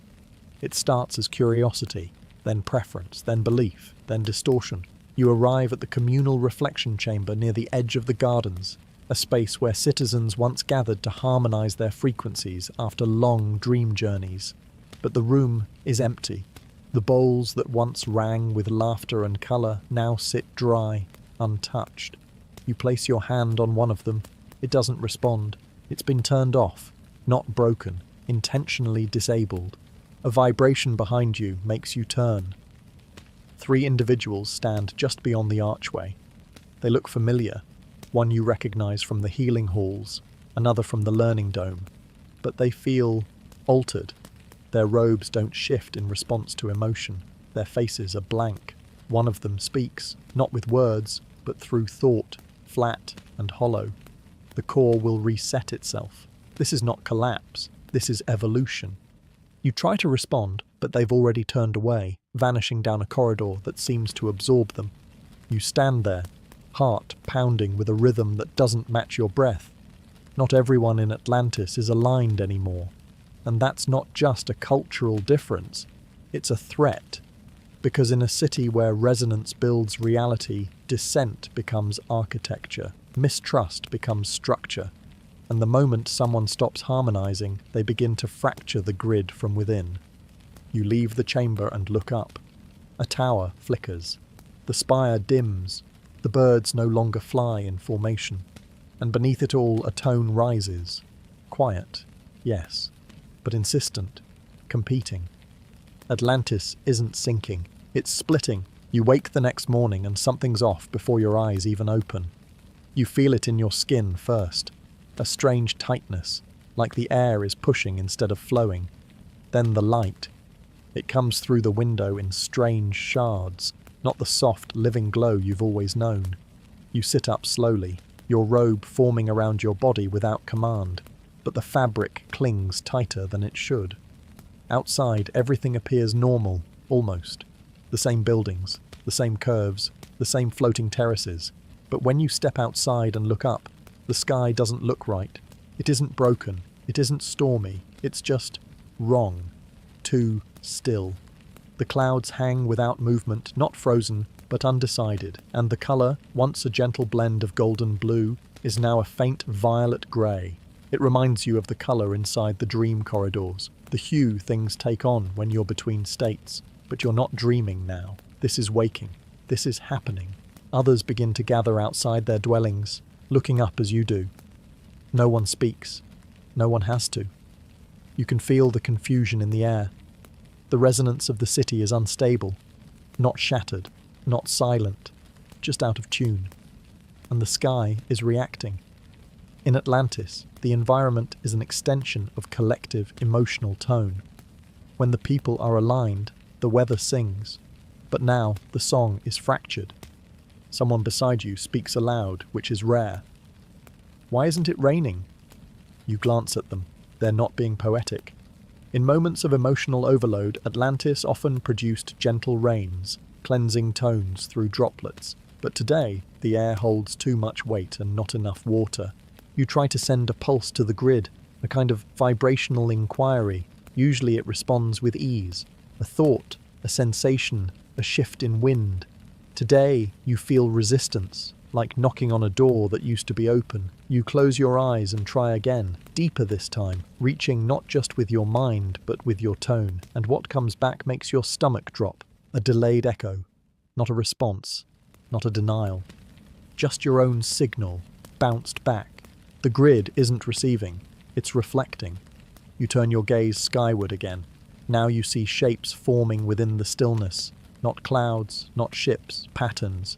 Geometries that don't belong in the upper atmosphere. Spirals nested inside spirals. Symbols too precise to be natural, too fluid to be artificial. You've seen them in old memories, in ancient dream scripts. These are the signs that mark a convergence, a thinning of separation between dimensions. One of the children nearby starts humming, a soft, almost broken tune. It catches in your chest. You recognize it. It's the same tone you heard in the inner temple days ago, the one from the core, the one that cracked the silence. You kneel beside the child. "Where did you hear that?" you ask softly. She doesn't answer. She just points upward and smiles. But behind her smile, in her eyes, you see something vast. Not fear, not joy, just remembrance. You stand slowly, your gaze locked on the unnatural stillness above. The sky isn't falling, but it's no longer ours. And whatever's coming through remembers Atlantis too. You spend the day moving from gathering to gathering, watching more and more citizens glance upward with the same unsettled gaze. But it's not just the sky anymore, it's the people. And not just any people, the children. It starts subtly, a phrase here, a song fragment there, a strange gesture or movement that no one recognizes. At first the adults smile, amused by the eccentricities of the young. But by midday, the tone has shifted. What they're doing doesn't feel playful. It feels ancient. You witness it firsthand that evening in one of the open-air learning domes near the northern ridge. A circle of children is gathered for what was supposed to be a vibrational grounding session. Simple tones, gentle colours, a return to balance. But instead of entering alignment with the instructor's harmonic rhythm, the children begin humming something else entirely. It's dissonant, slow, pulsing like a wave. Not unpleasant, but unfamiliar. The facilitator tries to redirect them. They ignore him, not out of defiance, but trance. One child stands, eyes rolled slightly upward, and begins to speak. Not in Atlantean, not in anything the facilitator recognizes, but the air reacts to it. The stone beneath his feet ripples as if struck by sound. Another child joins him, her hands forming mudras you've only ever seen on the deepest temple walls, symbols older than this civilization. Her voice is low, layered. The two tones combine, and suddenly the dome changes shape. Not structurally, resonantly. The walls echo back their voices, amplifying the pattern. It forms a loop, a kind of call and response with the very architecture. Everyone in the space feels it. Their fields shift. You feel lightheaded, not from fear, but from pressure, like something inside you is being remembered against your will. One of the elder tonekeepers steps forward. She's seen this before, long ago, in the early days of her training. She places her hand over her heart and sends a pulse to the grid, requesting guidance. But the grid doesn't answer. It deflects, and then something chilling happens. The children all stop simultaneously, their eyes open wide, and in perfect unison, they speak a single phrase. "We sang this world into form. We will sing it through the storm." No one taught them that. The facilitator stumbles backward, visibly shaken. He recognizes the cadence, not from training, but from a dream he had as a boy. A dream he was told to forget. You scan the observers. Some are frightened, others are weeping. Not from sadness, from recognition. These are not just children anymore. They're remembering. Their bodies may be new, but their tones are old. Their voices are tuning forks for something buried, something the elders tried to seal, something rising now that the seals are thinning and the sky no longer listens. You move toward the center of the dome, cautiously, hoping to understand more. But the moment your field gets too close, the children sit again, as if nothing happened. Their faces soften. Their tones return to normal. The ritual ends. But nothing feels finished. You leave the dome and glance at the horizon. The sky is darker, not with night, but with memory. And in the distance you swear you hear it again. That same phrase, whispered from voices you cannot see. We sang this world into form. You don't wait for the rest, because you know what's coming. You don't sleep that night, not because your body is restless, but because the city won't let you. Every surface hums with a tone just out of harmony, like a string pulled too tight, or a breath held too long. You sit by your window, watching the central spire blink in irregular pulses, no longer soothing. It's not malfunctioning, it's being rewritten. By morning, the air tastes different, thin, too refined, artificial. You descend into the lower rings of the city toward the vibrational root, the foundation where the original crystals hum beneath the grid. These chambers aren't meant to be accessed lightly, but today the door opens without resistance. That alone tells you everything you need to know. Inside, the crystal pylons glow as always, but something is wrong. Their light flickers not from fatigue, but conflict. The once stable tones are being overwritten. not all at once, just enough to matter. You approach the central lattice, place your hand near its pulse and brace yourself for what you'll find. The resonance is polluted, not broken, not sabotaged, something far subtler. A foreign tone inserted deep inside the rhythm, like a parasite that doesn't destroy its host, only steers it elsewhere. You recognize the pattern, not because it's familiar, but because it's ancient. This is frequency inversion, a technique buried in the sealed teachings, a method used not to destroy Atlantis, but to repurpose it. The grid isn't collapsing, it's being redirected. Someone, something, is hijacking the network from within. You reach out with your field to triangulate the source, but the grid scatters the signal, not defensively, intelligently, as if the hijacker knows how to mask intention inside perfect frequency. This isn't some rogue citizen playing with sacred tones. This is deliberate, strategic, internal. You rush toward the secondary chambers where the tuning harmonists recalibrate planetary alignment. They're already there, 6 of them, gathered in a circle, frantic but silent. You recognize the look. They've discovered the same thing. One turns to you and whispers, "We can't isolate it. Every correction we make is reversed before it finishes." Another harmonist places her palm over her throat, then over the crystal console. It's coding itself into the correction, becoming part of the fix. She looks up at you, her eyes wide. The grid thinks it's supposed to be like this. You swallow hard. That's the danger, not destruction, co-option. The crystal network is more than infrastructure. It's memory, identity, reality. If it's rewritten long enough, it won't need to be destroyed, because no one will remember what it was. One of the youngest harmonists begins to weep, not from fear, but from helplessness. It's like trying to sing the old song while someone rewrites the melody in your throat. You place a hand on her shoulder. She doesn't stop crying, but her tone calms. Above ground, the citizens continue their rituals. The sky still glows, faintly. The city still floats. But beneath it all, the grid no longer belongs to Atlantis alone. And the worst part? No one has noticed yet. Because it still hums, still heals, still sings. But it no longer remembers why. You stand in the lower chamber longer than you should, listening not with your ears, but with your nervous system. Every cell of your body is attuned to the discord now. What once felt like unity, the hum of a single intelligent grid, now feels like argument. The crystals aren't syncing, they're debating, and worse, they're dividing. You step closer to the main relay pylon, the one responsible for distributing energetic harmony across all quadrants of the city. Its pulse used to be the most stable, like the beating heart of Atlantis, but now you feel it hesitate, skip, then surge in a rhythm that doesn't match the others. You look across the chamber. 2 of the smaller pylons nearby pulse in completely different cadences. That should be impossible. The system was designed for coherence, but today, every pylon is speaking its own dialect. A tuning harmonist beside you whispers, "They're falling out of agreement." She says it like a confession, like she's been watching it happen for days and praying it wasn't true.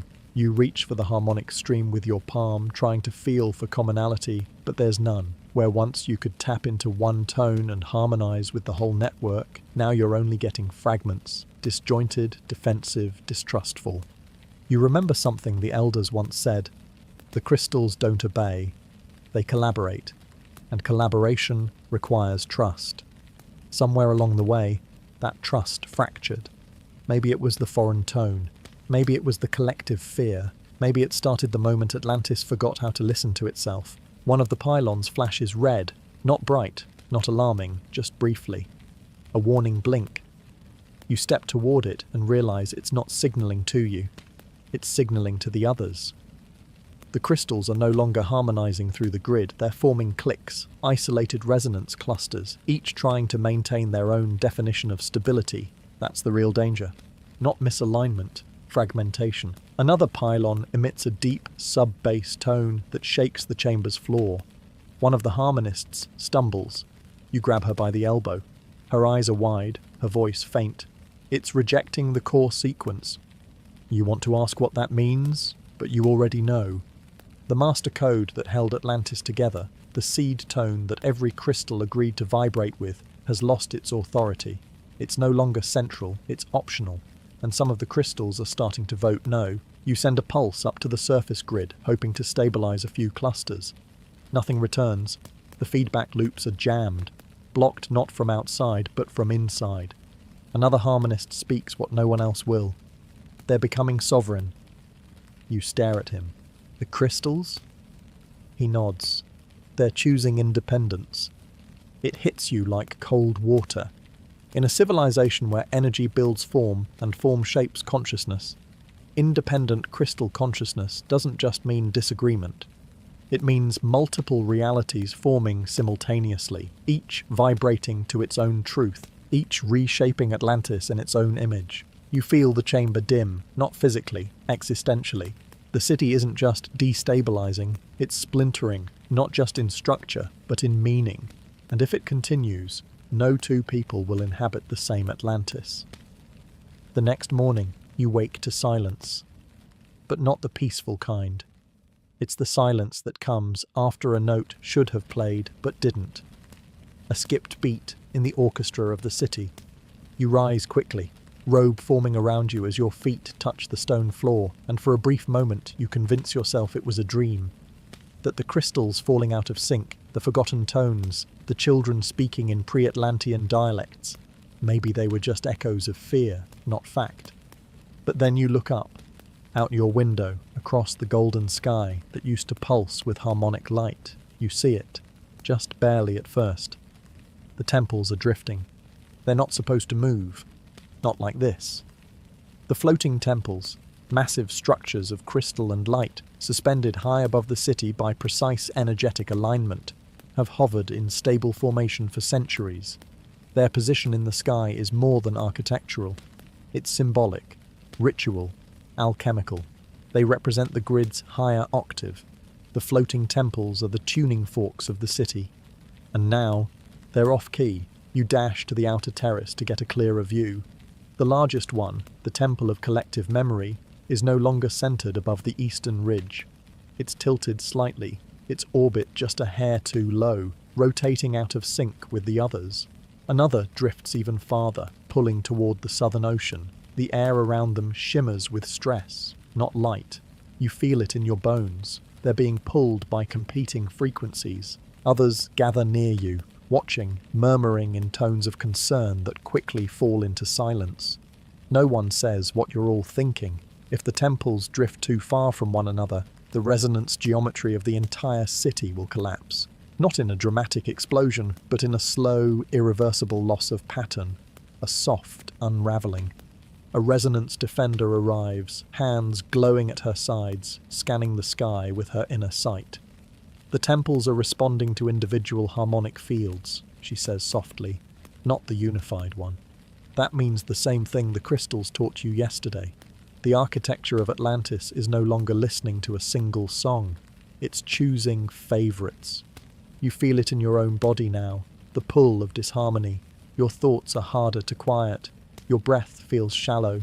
A piece of your own field starts to align with the drifting temple nearest to your birth quadrant. It calls to you, subtly, as if it knows you better than the others. And you realize this is happening to everyone. The temples aren't just drifting. They're beginning to imprint, to claim resonance, to offer belonging, in pieces. A harmonist beside you collapses to his knees, clutching his chest. "I can't hear the central tone," he gasps. "It's gone." Another grabs her own head, eyes wide. "I'm remembering things I never lived." That's the effect. Without a unifying grid, Atlantis isn't falling apart. It's splitting into versions of itself, each temple now a node of reality, each citizen slowly pulled toward the one that matches their frequency. You look to the sky again. One temple is nearly touching the edge of the storm cloud that's formed where no weather should be. It flickers. For half a second it disappears, then returns. But it's not the same color anymore. Something inside you whispers what no one wants to say aloud. Atlantis has begun to fracture across timelines, and soon it may no longer be one city at all. The next ripple comes without warning. You're crossing the central bridge, one of the oldest in Atlantis. suspended above the river of tone that runs through the heart of the city. When it hits you, a wave of dizziness, sharp and immediate, followed by something harder to name. Displacement, like you've stepped into your own memory, but still inhabit your body. You stagger slightly. Around you, others stop walking. Not because of an alarm, because they feel it too. A child drops a woven crystal bowl and begins weeping, not out of pain, but confusion. "I was just at morning alignment," she whispers. Her mother shakes her head. "That was 2 days ago. But you saw her just this morning. Or did you?" You glance at the sky, and something clicks out of place. One of the drifting temples above appears to skip, mid-air, like a mist frame in a film. You blink. It happens again, but no one else seems to notice this time. A man to your left looks older than he did seconds ago, his beard longer, his robe wrinkled in ways it wasn't moments before. He's muttering to himself, "I already did this. I was already here. Why are we looping?"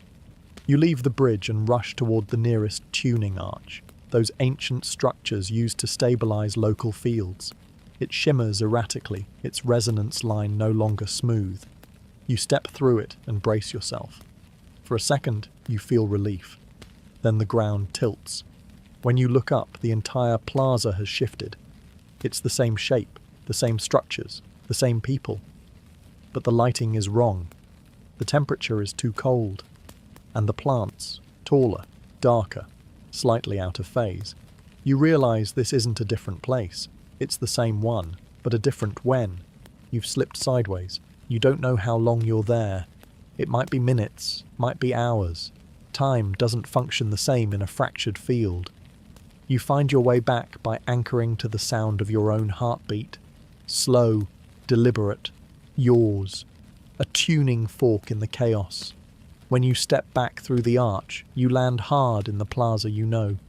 But something's changed. People are talking about echoes, about memories arriving out of order. Someone claims she saw her future self in the reflection pool, staring back at her with warning in her eyes. Another swears he just walked past his own birth moment, that he heard the cry and it came from his lungs. Time, once a quiet river in Atlantis, has become a spiral. Not everywhere, not always. But in certain pockets, reality now folds inward. Places where moments repeat or skip entirely. Where the same bird flies across the sky 3 times in a row. Where footsteps echo before they're made. Where old structures appear, only to fade again, and no one knows how to fix it. You return to your chamber and try to ground. You light the old memory orb gifted to you as a child. It flickers with a soft image of your first day in the learning dome. But then it jumps. Shows you as an elder, shows you alone, shows you walking through a city that is still Atlantis, but with no sky above it. You blow it out, hard. Time is unraveling. Not with violence, but with confusion. Atlantis is no longer moving forward. It's collapsing into all its pasts at once. You walk to the coast because your dreams won't stop pulling you there. All night you saw it, the water bending backward, folding away from the city like a held breath. At first, it made no sense, but now, with time disjointed and the crystal network at war with itself, you're not sure what's a vision and what's already happening. So you go, and as you crest the final hill where the stone terraces meet the silver shore, you stop. Because the dream was real. The ocean is receding, not by inches, by miles. The once close waves that used to sing against the steps are now a distant shimmer on the horizon. The seafloor is exposed, slick, alien, littered with glittering shells and glassy stones that have never seen light. People are gathered in silence, lining the ledge, robes whipping around their ankles in the shifting wind. No one speaks. There's no word for this in Atlantean because it was never meant to happen. You step forward and feel it in the air, the pull, not just of gravity, but of memory. The planet is remembering something it buried, and it's using the ocean to say it. One of the resonance defenders beside you whispers, "The grid isn't just unraveling, it's revealing." She points to a jagged, crystalline formation rising from the sand far below, jutting up like a spine. It pulses once, dim blue, then violet. It's not a structure anyone recognizes. yet it hums with Atlantean frequency. That's part of the original harmonic skeleton, she says, from before the cities were even imagined. You realize what she's saying. Atlantis wasn't built here by coincidence. This place was chosen because of what's buried beneath it. And now, the ocean, long held in balance by the harmonic grid, is releasing that secret. The exposed seafloor begins to crack, not violently, like skin too long submerged. Steam rises from places it shouldn't. Light flickers through the gaps. You can't tell if what's beneath is machinery or life or something in between. But whatever it is, it predates the temples, the spires, even the floating cities. A child standing nearby whispers to no one, "It's the gate." You look at her, startled. She repeats it. The ocean kept it quiet, but the song got loud again. You scan the crowd. The elders are there now, their faces unreadable. One of them closes her eyes and begins to hum, a low, sorrowful note that spreads quickly. People join, not because they understand, but because they feel they must. The tone is ancient, funereal, protective. As the humming continues, a strange wind picks up, not from the sea, but from beneath the city itself. You feel it in your feet. The stone is no longer stable, it's flexing, breathing, and in the distance, beyond the exposed ocean bed, a wall of water waits, not falling, not crashing, just holding, as if the world is inhaling one last time. You realize something final then. Atlantis was never meant to fall in fire. It was meant to remember in silence. And the sea is the first to remember. The sky is golden again, but not the soft glow of harmony. It's harsh now, streaked with violet fractures and flickers of fading resonance. Above you, the floating temples drift farther apart, their once unified song now a collage of competing tones. The core hasn't pulsed in hours. No one says it, but everyone feels it. The grid is silent, not broken, just still, as if it's watching, waiting. You stand at the highest terrace overlooking the city, the towers, the bridges, the river of tone. And for the first time in your life, Atlantis doesn't feel alive. It feels like a memory you're still inside. The people haven't panicked. That's not the Atlantean way. But they've gone quiet. Movements are slower. Words are fewer. It's as if everyone has accepted that something is ending, though no one can name what. You walk through the plazas and see elders sitting with children, humming old songs, healers with hands on strangers' hearts. Even those who once broke resonance have stopped resisting. They've remembered who they are, just in time to say goodbye. The ocean hasn't returned. It waits at the edge of the horizon, still pulled back like a curtain. But now you see it beginning to shimmer upward, not a wave, a rise, a wall of water shaped by consciousness, not current. It moves in slow, ceremonial silence, like it knows the city it's about to touch was once made from its own body. And above it, clouds begin to spiral inward, folding time in layers as reality prepares to shift. You return to the inner temple one last time. The doors no longer scan. They simply open, as if they know you belong. Inside, the sphere of tone, once the heart of Atlantis, hovers silently. You kneel. You place your hand on the ground, not to activate anything, but to feel what's left. A warmth spreads upward, a final pulse, not a warning, a gift. And in that moment, memory floods you. You remember the beginning, not as a story, but as sensation. The building of the first spire, the sound of the whales singing in harmony with the grid, the daylight first bent in ways no other city had seen, the laughter, the silence, the pride. But most of all, you remember the agreement that Atlantis would last only as long as its people remembered how to listen. And now, the listening has ended. You rise slowly and walk outside. The sky folds, the ocean moves, a tone rises, not loud, not sharp, but deep and sacred. It comes from everyone at once, a final harmony, not to stop the fall, but to bless it. The water touches the edge of the city. It doesn't crash, it lifts. Atlantis does not shatter, it exhales. and as the towers descend beneath the silver surface, the light of the temples fades into soft, swirling glow. No debris, no ruin, just disappearance and stillness. The city does not die. It becomes legend, a living frequency tucked beneath the sea, waiting for the day someone dreams clearly enough to find it again. You're walking down a corridor you've known your entire life, the one that leads from the Council of Harmonics to the healing atrium, when you notice it no longer behaves like space. The walls remain the same, the curve is familiar, but with every step the atmosphere shifts. Not physically, temporally. You step once and it smells of burning myrrh. You step again and your own laughter echoes back from a birthday long past. A third step and the air grows thick with salt, as if you're walking through your first heartbreak. Atlantis has entered the memory phase. The crystal grid, no longer grounded in a shared field, has begun to pull its instructions from the last remaining reliable source, the past. But this isn't nostalgia. It's architecture. Space no longer measures distance. It measures emotional gravity. Places with the strongest memories are becoming easier to reach. Others fade entirely. You watch someone step into a doorway and not return. Not because they vanished, because they're stuck inside a memory field that hasn't yet learned how to let go. The elders warned of this. They called it the return spiral, a last resort of intelligent systems under collapse. When reality forgets how to function, it reaches backward, pulling meaning from the most stable patterns it can find, who you once were. You enter the healing atrium, only to find it completely transformed. The tables are gone. The orbs are still. Instead, memories hover in open space like bubbles of colour and sound. People's most powerful moments suspended in view. They pulse when you near them. Some are joyful. Others hum with unresolved sadness. One shows a mother cradling a child who no longer exists. Another flickers with a kiss exchanged before the sky ever turned violet.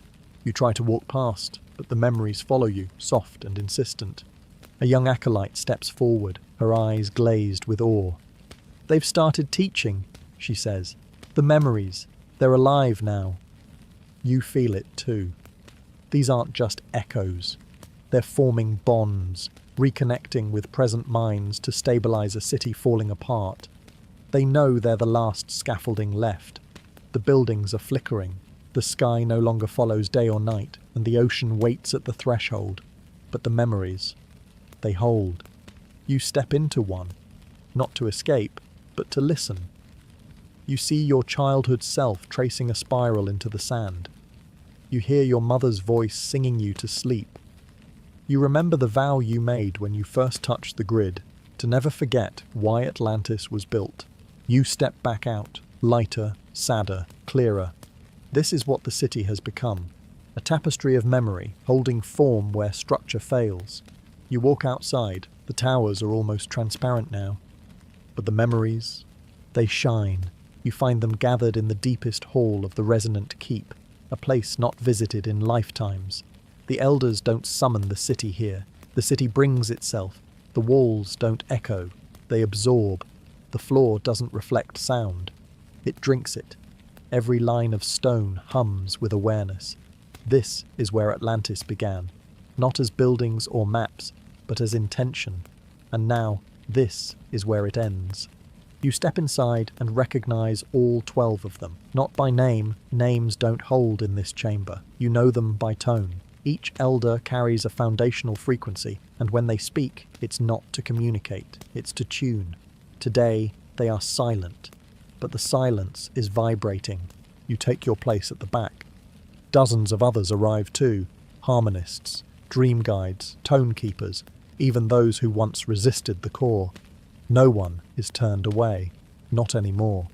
In a world unraveling, unity is more valuable than certainty. One by one, the elders lift their palms and press them to the floor. No technology, no interface, just contact, and the hall begins to shift. At first it's small, colours deepening in the cracks of the stone, like veins remembering their purpose. Then the tones begin, low, interwoven, impossible to trace back to a single voice. The song doesn't rise like music, It descends like roots. This is the final chord, not a song of preservation, but of remembrance. They are not trying to stop the collapse. That time has passed. They are embedding Atlantis into the fabric of memory, not as a myth, but as a frequency, something that can be found again by those who resonate, not with power, but with purpose. The tones intensify and the hall begins to phase. You blink and see the room flicker through time, the first gathering of city planners, a circle of children learning their first harmonics, a garden growing beneath the stars of a sky no longer visible. The entire civilization collapses inward, not in despair, but in reverence. Atlantis is becoming song. One elder opens his eyes and looks directly at you. You hear his voice, but not in your ears. Hold nothing. Release everything. We are not saving Atlantis. We are returning it to the place it was always meant to live, in the memory of those who still dream clearly. His words vibrate through your ribs. The floor pulses once. The spires begin to fade, not collapse. They're not falling. They're ascending into resonance. Outside, the citizens lift their voices, not to scream, not to beg, but to join. Every Atlantean, whether aligned or not, contributes one last note. Some voices crack, others ring perfectly. But together, it is enough. The final chord rises, and the city begins to disappear. Not erased, not destroyed, remembered. You step out from the resonant keep, expecting to see the city one last time, but it's already dissolving, not into rubble or flame, but into light. A soft, impossible brightness that pulses with memory and meaning. Everything you once called solid, walkways, towers, fountains, domes, is now becoming something else. Less physical, more essential. Light not as illumination, but as information. It doesn't blind you, but you can't look directly at it either. The air bends around it, the sky loses its edges, the light carries weight, like the past has thickened into something visible. A nearby child lifts her hand to it, palm glowing where the brightness touches. She smiles, not out of joy but recognition. "It's singing," she says. You nod, you hear it too.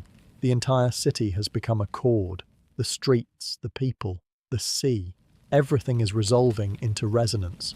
You walk, but it's more like drifting now. The ground remains beneath your feet, but barely. Shapes blur. Details evaporate. Even your own memories begin to move differently. You remember moments not as you experienced them, but as they meant. Your first time touching the grid. The laughter that turned into tears. The dream you had as a child about a city beneath the ocean. It all overlaps now. A tonekeeper nearby collapses to his knees, not from fear, but awe. His hands shake as he points to the horizon. The ocean has begun to rise, not as a wave, but as a veil. It climbs into the air like mist, folding over the city from every side. The temples in the sky shimmer and vanish one by one, as if becoming part of the light. Not sinking, not dying, just departing. You close your eyes and feel it happen in your bones. Your name begins to slip, not forgotten, transcended. You are no longer an individual. You are a node in the harmonic field of a civilization folding itself back into the grid. You hear the elders still singing somewhere, but they're not voices anymore. They are tones moving through every cell of the city, encoding memory into light. The light thickens. It spills upward like dawn, breaking in every direction. Someone nearby whispers, "I see them." You open your eyes for a moment, and you do too. Figures in the light, not Atlantean, not alien, just other. Beings made of frequency, watching, waiting, witnessing, not to intervene, just to remember with you. They bow, not in reverence, but in recognition. And then the brightness surges. For a single infinite second, Atlantis is pure light. Not a place, not a time. A perfect note held at the peak of a breath. You look away, not because you must, but because you've seen enough. And in that moment, the sound stops. The city is gone, not destroyed, just remembered. The ocean settles. The glow is gone, but not entirely. You stand on the shoreline, barefoot, where Atlantis once touched the sea, and watch the water reclaim what it never truly gave up. There is no debris, no wreckage, no ruin, just smooth, glassy stillness that stretches into forever. The waves roll in gently, like a breath exhaled after centuries of holding. And you, somehow still here, feel the echo of what was, not as grief, but as gravity. Something has shifted, deeply, irreversibly, and yet nothing has truly been lost. Atlantis is gone from the world, but not from the world's memory. You kneel and place your hand on the wet sand. It hums, faintly, a low resonance like a song just beneath hearing. It vibrates through your skin, through your bones, up into your spine. The city is beneath you now, not in ruins, in frequency. The ground remembers, the water remembers, and you carry it too. Others arrive slowly, survivors not in the physical sense, but in consciousness. People who, like you, remained just out of phase as the final tone passed. Some were in the inner temple, some lost in memory fields, some singing as the light overtook them. No one speaks for a long time. There's nothing to say. You all feel it. Atlantis didn't fall. It transitioned. A child places a crystal bowl on the shore.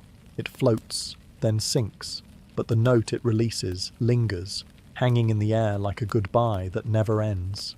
You hear the harmonists already starting to catalogue what they remember. Not dates, not events, tones, fragments of the chord, symbols, light patterns, emotional keys. Atlantis encoded itself into your bodies, into your dreams, into the cells of the sea. You look up at the sky. It's clear again, but emptier, as if something sacred was pulled from it. You wonder how long before the world forgets, before Atlantis becomes legend, before history rewrites it into a metaphor, a warning, a fable, and you know the answer. It already has. Because what sinks is not always lost. Sometimes it's preserved. Atlantis is no longer a city, it is a frequency. Buried under ocean, encoded in myth, protected by silence, waiting not to be found, but to be remembered. The nights after are the strangest. The stars feel too sharp, the wind too quiet. You sleep, but it's not restful, not in the way it used to be. Your dreams no longer belong to you alone. They hum with voices you've never heard but somehow recognize. Images pass through your mind. Cities made of crystal, schools of light in deep water, hands pressed to glowing stone. You wake each time with a feeling in your chest that doesn't go away. You're not the only one. All across the world, people begin dreaming of Atlantis. Some have never heard of it before. Children in places with no ancient maps draw spirals in the sand. Elders murmur forgotten tones in their sleep. Artists paint places they swear they've never seen, but whose colours move them to tears. It spreads, not as knowledge, but as memory. The kind of knowing that doesn't come from books or stories, but from deep within the marrow. You realise the truth slowly, then all at once. Atlantis didn't disappear, it scattered. Its song seeded itself into the soul of humanity, and now, whenever someone dreams clearly enough, when their frequency aligns just right, they remember. Not as fact, not as fiction, but as feeling. The ache in their chest when they see the ocean at dusk. The unexplainable pull towards sacred geometry. The tears they cry when a certain note plays in an old song they can't name. You begin to meet others like you. Not many, but enough. They recognize you before you speak. They hum songs you've never taught. Some can draw the temples without ever visiting them. Some remember the floating gardens. Others, only the fall. But all of them know. You don't need to explain Atlantis to them. They've already been, because Atlantis was never only a city. It was a consciousness, a harmonic blueprint, a memory field too vast to be erased. And now it's waking up again, not in stone, not in crystal, but in people. And if you've ever dreamed of Atlantis, if something inside you flinches when someone laughs at the myth, if you've ever wept at the sound of waves for no reason, you weren't imagining it, you were remembering it. You return to the coast again, months or maybe lifetimes after the city vanished. The world has moved on. Empires have risen, fallen, drawn lines over lands they never understood. But here, on the edge of the ocean where Atlantis once stood, the water still carries a strange softness. The tide doesn't roar, it hums. You sit where the terrace once ended, where the crystal steps met the sea, and you close your eyes. At first there's only wind, but then, there it is. The song, so faint you might mistake it for imagination. So low you could miss it if your heart wasn't still tuned to the chord. It comes not in melody, but in vibration. A resonance that bypasses thought and goes straight to the bones. You recognize it immediately. It's not nostalgia, it's presence. Atlantis still exists, not as ruins, not as myth, but as vibration, nested deep in the sea's rhythm, encoded in the grid of Earth itself. You're not alone. Others feel it too, quiet pilgrims who come not for proof, but to remember. Some hum without knowing why. Others sleep on the shore and wake with words in their mouths they've never spoken before. A child leaves crystals in the sand in perfect geometric patterns. No one taught her. She just knew. Beneath the waves, the city hums. Not visible, not reachable, but very much alive. Its tones have been absorbed by the water, by the fish, by the magnetic fields themselves. The whales still sing in the old intervals. Coral forms in sacred ratios. Lightning splits the sky over these waters more than anywhere else on Earth. Not in violence, but in activation. You press your hand into the sand, it responds, a warmth, a hum, a whisper. We are not gone. We are remembering through you. Tears fall, not from sadness, but completion. Atlantis didn't fail. It fulfilled its promise. It taught humanity how to feel truth beyond language, how to remember without evidence, how to know without proof. And now, as the stars shift into their next formation overhead and the sea continues its endless inhale and exhale, you understand something final. Atlantis was never meant to last. It was meant to return. Not as stone, but as song. And if you listen closely, even now, when the world goes quiet, the city beneath the sea still sings.